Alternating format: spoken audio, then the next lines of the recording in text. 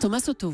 Dimanche, on vote donc second tour des régionales et il est grand temps de consulter notre petit Dany illustré numéro spécial élection. Bonjour Dany Cohn-Bendit. Bonjour Thomas. Alors j'ouvre ce petit Dany illustré à la page 1, je vois le chapitre « J'ai des convictions politiques mais là franchement, je ne sais pas quoi faire dimanche ». Alors il dit quoi le petit Dany ? Il dit allez jusqu'au bout de vos convictions politiques. C'est-à-dire, vous savez que les partis pour lesquels vous pouvez voter dans votre région, ce ne sont pas vos partis, mais vous avez quand même une philosophie générale.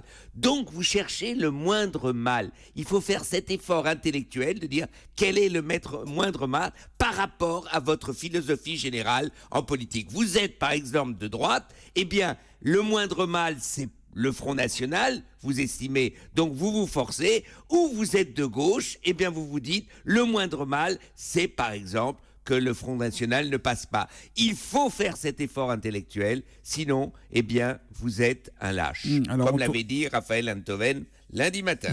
On tourne la page et on arrive au chapitre « Je n'ai pas été convaincu par le premier chapitre, je ne sais pas pour qui voter, alors je vais m'abstenir ». Eh bien, vous votez. Ne vous mentez pas. Si vous vous abstenez, vous votez. Je reprends mon exemple. Vous êtes quelqu'un de gauche, vous ne voulez pas voter, par exemple, pour les Républicains, mais comme vous faites partie de tous ces électeurs qui pourraient faire barrage, par exemple, au Front National, eh bien, en vous abstenant, en principe, vous votez un peu pour le Front National, pour l'extrême droite. Donc, s'abstenir, et là, je reprends Raphaël Enthoven de lundi matin, c'est un piège à con, parce qu'en fait, en vous abstenant, vous êtes un peu pour ceux que vous ne voulez pas. Et c'est la même chose, inverse, si vous êtes de droite et vous vous abstenez. Dis donc, Dany, vous qui êtes français depuis quelques mois, vous avez voté dimanche dernier ? Eh bien, je me suis abstenu parce qu'ils me tapaient tous sur les nerfs, c'est vrai. Mais lundi matin, j'ai couru au consulat de France à Francfort. Et d'ailleurs, j'étais pas le seul.